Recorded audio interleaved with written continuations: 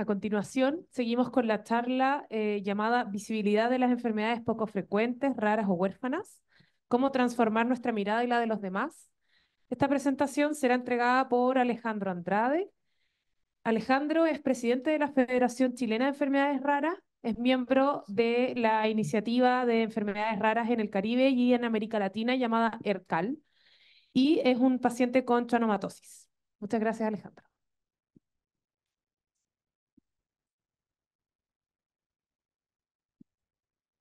Eh, Buenas tardes, me escuchan bien, ¿verdad? Yo estaba totalmente ansioso y nervioso por culpa de esta presentación porque básicamente se escapa de mi zona de confort. Quienes me conocen saben que me encanta hacer presentaciones con datos técnicos, con información que no son mías, sino que provienen del equipo de trabajo. Y en esta parte la oficina me pidió hablar algo de humanidad. Y aunque parezca extraño, todos somos humanos, como acaban de decir, pero la humanidad no es algo que me fluya con tanta facilidad como sí me fluyen los datos. Entonces tuve mucho estrés. Quiero que sepan que este minuto es un minuto de liberación de mucho estrés. Estaba estresado porque sabía que era difícil, uno, porque era después de almuerzo. Todos iban a estar con ganas de dormir.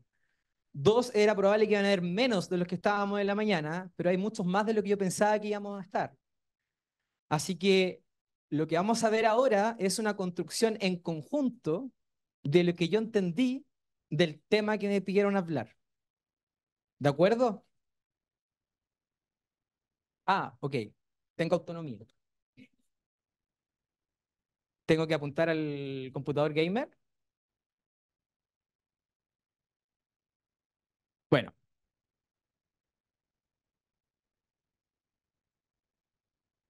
yo soy Alejandro Andrade, presidente de la Federación Chilena de Enfermedades Raras y soy paciente. Tengo una enfermedad rara que se llama schwannomatosis o síndrome von Reichenhausen. Yo lo explico sencillo. Todos ustedes conocen un cable eléctrico, ¿verdad? Y que tiene un cable de cobre y su entorno es una vaina de goma.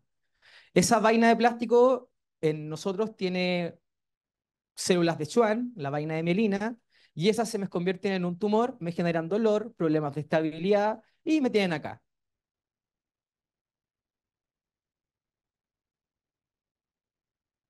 Estaba en un problema, como les contaba. No sabía de qué hablar, no sabía cómo hablar porque no les puedo entregar datos, no les puedo entregar información y no tengo que ser técnico, que es básicamente la única potencia que hemos tenido este último tiempo. Desde el año 2019 nos hemos dedicado a ser técnicos, porque nosotros en la federación dijimos, tenemos que comentar la proporción o el volumen de representación de los pacientes en la toma de decisión, en la mesa de toma de decisión. Entonces no podíamos ir con relatos personales, sino que teníamos que ir con información general. Como acaba de decir Fabián, obtiene un dato, regístralo, muéstralo. Eso marca la diferencia. Y no es que me crea Oppenheimer, pero estaba pensando exactamente igual que Oppenheimer. ¿Qué es lo que hago? ¿Qué es lo que hablo? Entonces se me ocurrió una idea. Dije, voy a hablar con animales. Y mi querida amiga Judith Vilaró me dijo, es una pésima idea. No hables de animales, ¿cómo se te ocurre hablar de animales? Y yo dije, pero voy a poner un monito del monte, que es el animal más raro que tenemos en Chile, pero mira lo hermoso que es el monito del monte para hablar de las cosas que nos pasan. ¿Cómo nadie va a querer ver a un monito del monte? En realidad yo no sabía qué hacer. Estaba completamente desesperado y recibí asesoría experta. Me hablaron al oído y me dijeron, mejor, cuenta mejor la historia. Busca un lugar cómodo, ya que lo humano no se te da. Bueno, soy cinéfilo. Me gusta un poco el cine. No sé si lo notaron, ¿verdad? Entonces, intenté acordarme de quién era yo antes del diagnóstico. Y yo antes del diagnóstico estudiaba ingeniería civil. Tenía una polola que estudiaba cine. Y tenía dos trabajos. Trabajaba en un bar y tenía una productora audiovisual con un amigo. Aún nos pueden encontrar en YouTube. Viciados, con B de bicicleta. hacíamos un programa de bicicletas urbanas. Teníamos un capítulo que se llamaba Megáfono Acusete. Nos parábamos en la calle con un megáfono y le gritábamos a los ciclistas que iban peleando por la vereda. ¡Por la ciclovía! Esa era mi vida. Pero poco antes de diagnosticarme, había leído el libro de John Krakauer Hacia Rutas Salvajes que inspiró la película Into the Wild de Sean Penn. Y junto a eso había visto una película que si a ustedes les sobran 5 horas 47 minutos de vida, pueden verla, que se llama La Mejor Juventud. Y La Mejor Juventud siempre me ha servido para explicar materias de enfermedades raras. Entonces yo dije, voy a usar una película que conozca y que sepa. Pero La Mejor Juventud no me servía para hablar de humanización y de visibilización. En La Mejor Juventud, estos dos hermanos, Nicola y Mateo, en italiano obviamente, piensen lo que estoy hablando en italiano. Nicola estudia medicina y Mateo estudia lenguaje, estudia letras. Y Nicola, en su práctica de medicina, descubre que le están haciendo electroshock a una chica y él considera que esa práctica de electroshock es inhumana. Y como necesita salvar a esta niña, le cuenta a su hermano Mateo, que es un hombre de letras, pero que no piensa mucho las cosas.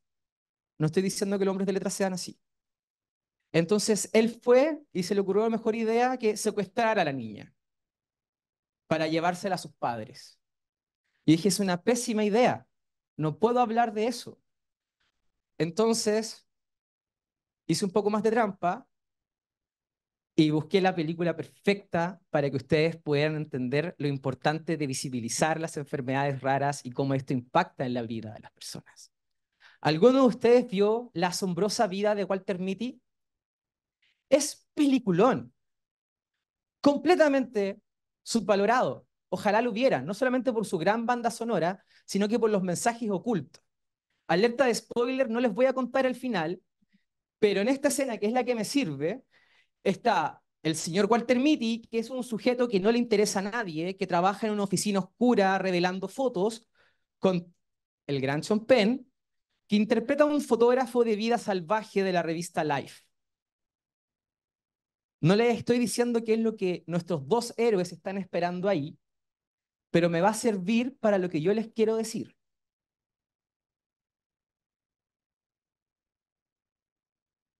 Tenía planificado otro ritmo para esto. Ellos están mirando algo, están esperando que algo aparezca, están alertas, esperando que alguna información importante se haga visible, esperando que algo sea trascendental. Ya vamos a volver a lo que ven. Pero ¿qué es lo que nosotros luchamos por hacer visible? ¿Qué es lo que últimamente hemos visto visible de enfermedades raras, huérfanas, poco frecuentes y de diagnóstico complejo? Requerimientos de tratamiento. Todos conocen la historia de Borja, todos conocen a Violeta, todos conocen a estos niños y niñas que están requiriendo un tratamiento de altísimo costo. Y las familias pelean por hacerse visible, porque saben en su subconsciente que si no son visibles no van a ser atendidos. Que si no hacen visible su necesidad, jamás van a tener solución a su problema. Por ende, la resolución del conflicto requiere necesariamente la visibilización. Y como yo no sabía qué significaba visibilización, abrí un diccionario, busqué la palabra y dice dar visión artificial a algo que es invisible. Y yo dije, pero si yo no soy invisible, soy completamente visible. Mi enfermedad no es tan notoria en aspectos físicos, pero conozco un montón de enfermedades raras que son completamente visibles. ¿Alguien podría no ver a una persona con una craneosinastosis? ¿Alguien podría no ver a una persona que tiene algo que se escapa del promedio que comúnmente vemos? Es imposible que me consideren invisible. Es imposible que yo haga artificial la vista en mí porque naturalmente soy visible. Mi estado natural es que me vean y me observen. Entonces dije, comúnmente lo que busca la visibilización es intentar entregar un aspecto de justicia porque sentimos que no nos ven, pese a ser naturalmente visibles. De ahí voy a tener una diferencia con Fabián. Esto tenía otro ritmo, les aseguro que tenía otro ritmo. Entonces, queremos buscar soluciones visibles. Y yo trabajo vendiendo almuerzos con mi mamá. 2.500 pesos un plato de fondo más un consomé, por si a alguien le interesa. Y le fui preguntando de forma continua a los cerca de 150 clientes que tenemos en el día, ¿qué ejemplo de visibilización de una situación conocen? Y todo el mundo mencionó la Teletón. La Teletón, la Teletón, la Teletón. Y había polémica, pues son obreros de la construcción. Entonces uno decía de la Teletón, no, son puros famosillos que buscan verse. Son puros famosillos que lo único que buscan es llamar la atención, es tener un foco de la atención pública un minuto. No les interesa a las personas. Y yo encuentro que en el fondo no mienten, están diciendo la verdad. Yo camino todos los días y veo cómo nos estacionamos arriba de una vereda, sin importarnos si una persona que sea no vidente tiene que pasar por ahí, sin importarnos si pasa o no pasa una silla de ruedas, cómo de repente alguien está descargando algo y no se le ocurre mejor que descargarlo en la parte del cruce peatonal donde la cuneta se baja para que una silla de ruedas pueda transitar con comunidad. Hemos visto cómo a alguien no le preocupa si la micro se estaciona 1 metro más allá del paradero que permite que la transferencia entre un lado y otro sea. Así que, en el fondo, los obreros de la construcción no tenían nada de equivocado. Esa visibilización es una visibilización equivocada. Se concentra en el ego de las personas que están ahí. Pero anoche me desperté a las 4 de la mañana. De verdad. Anoche tuvimos un ejemplo distinto del efecto que tiene la Teletón. Este joven, Luis Miranda, es un joven que estuvo en la Teletón. Es un joven que si hubiésemos seguido con el régimen antiguo, previo a lo que la Teletón existía, el destino de Luis era estar en su casa y que a nadie le importara a Luis. El destino de Luis era que nadie conociera a Luis, porque comúnmente a las personas que tenían algún grado de discapacidad o se les escondía, no se les mostraba, se sentía vergüenza. Y aquí tenemos a Luis, siendo bello, levantando un mensaje, triunfando, no porque es discapacitado, no porque tiene un problema, porque es gracioso, porque es bueno en lo que hace, porque la persona que está detrás no está enferma. Yo soy un paciente que tiene schwannomatosis, no soy un enfermo. Yo tengo una patología, no soy enfermo. Lo que yo tengo no me define. Lo que yo tengo es algo que me acompaña. Puede condicionar algunos aspectos de mi vida, pero no la determina. Una doctora de la sexta región me enseñó que la perla es la enfermedad de la ostra y que nosotros tenemos la obligación de lucir el collar de perla que llevamos. De algún modo, es la forma en la que hacemos natural y visible lo que nos ocurre. La visibilización no tiene que ver, perdón, completamente perdido. La visibilización no tiene que ver con que hagamos visible aquello invisible, sino con que hagamos común aquello que nos podría parecer poco frecuente. Hacer algo común demuestra que uno pone en el lugar cada una de las cosas. Porque ahí estaban nuestros héroes, en la cima del monte Everest, el segundo monte más alto del mundo porque el primero está en Ecuador, por si no lo sabía. Esperando que algo hermoso y bello apareciera, apareciera por un instante. Estaban esperando al hermoso leopardo de las nieves. el animal más raro del mundo. Nadie, nadie, salvo un pequeño número de personas, han podido ver a un leopardo de las nieves. Uno, porque vive en un clima completamente difícil. Dos, porque llegar ahí es altamente difícil.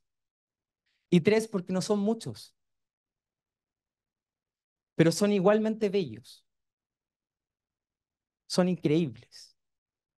Son los leopardos de las nieves. No estoy diciendo que yo sea un leopardo de las nieves. Yo creo que me acerco más al monito del monte.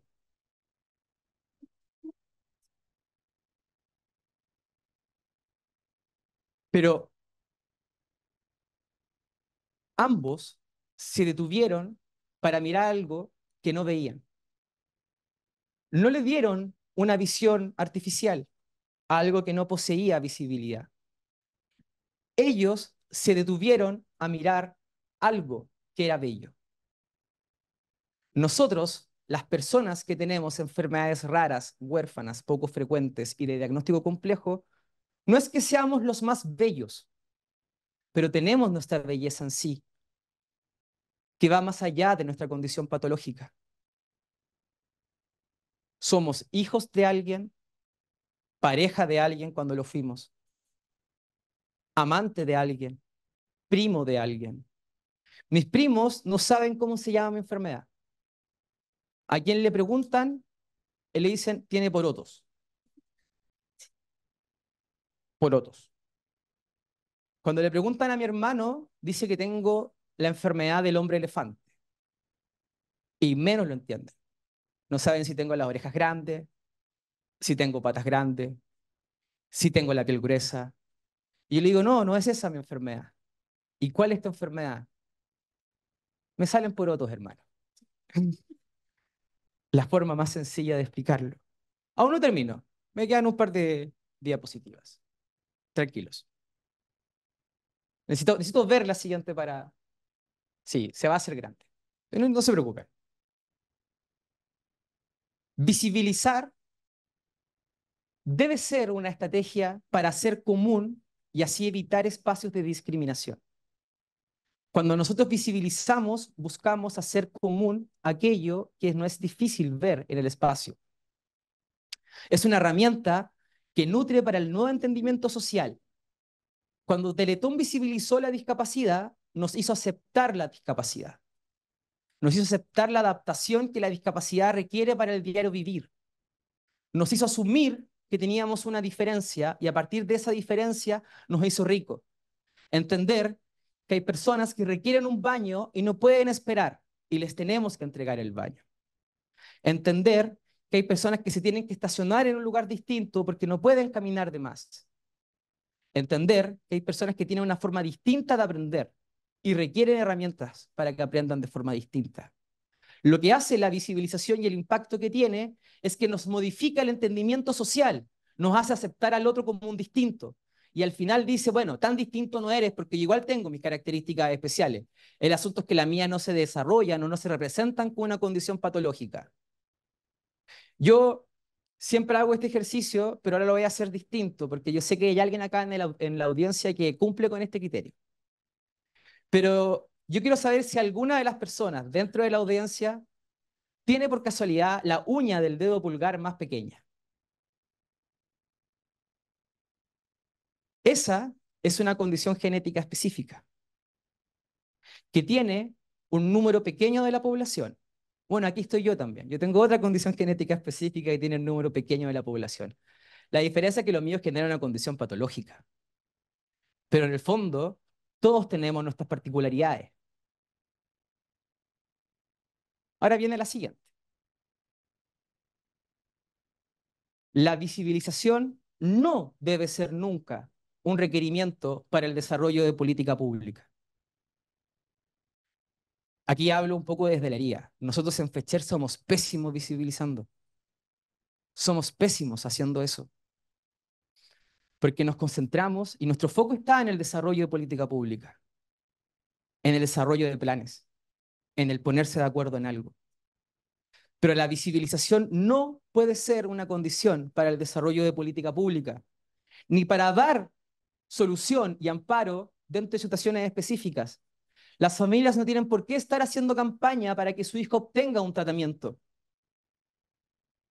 Eso debiese estar resuelto dentro de los propios procedimientos que hemos ido desarrollando como sociedad. Es ridículo que sigamos diciendo que existe una salud para ricos y para pobres, cuando aún los que están en la salud para ricos no pueden tener acceso. Y eso es porque no nos ponemos en el lugar adecuado. Nunca nos hemos sentado a decir, oye, ya basta, no hace falta que marchen 1000 personas por la calle para que yo te resuelva tu problema. Basta con que tengas un problema y yo la responsabilidad de resolverlo. No significa que te voy a decir que sí a todo, como me dijo un grande acá. Si le vas a decir que no a alguien, ese que le dijiste que no merece saber por qué le estás diciendo que no. Y tiene que ser considerado como un medio, no como el objetivo. Y uno en la organización social tiende a creer que uno de los objetivos que debe tener es visibilizar. Pero no, la visibilización es un medio, es una herramienta para obtener nuestros objetivos. ¿Cuál? La autorrealización. El cumplir y el satisfacer al máximo las necesidades de la persona, llegando hasta el límite de la pirámide, permitiéndole ser lo que él o ella desee ser. Me queda menos. Al final de la película, no de la película, de la escena, cuando logran capturar la fotografía del...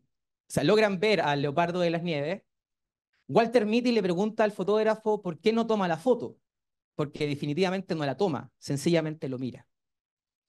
Entonces el fotógrafo le responde y le dice que la belleza no tiene nunca la necesidad de mostrarse, porque le existe. Nosotros, los pacientes, las personas que vivimos con enfermedades raras, huérfanas, poco frecuentes, nuestras familias que nos cuidan, no tienen la necesidad de exhibirse. La única necesidad que tienen es la de solución de sus problemas. La visibilización no es aquello que nos va a impactar. Aquello que nos va a impactar es el correcto desarrollo de una política pública en base a una planificación, a una identificación correcta de necesidades, una construcción real de soluciones, no basándose única y exclusivamente en la capacidad que puede tener un determinado grupo o una determinada persona de imponer un tema como el más importante y el más relevante. Espero que mi trasnoche haya servido de algo y le haya dejado algo claro.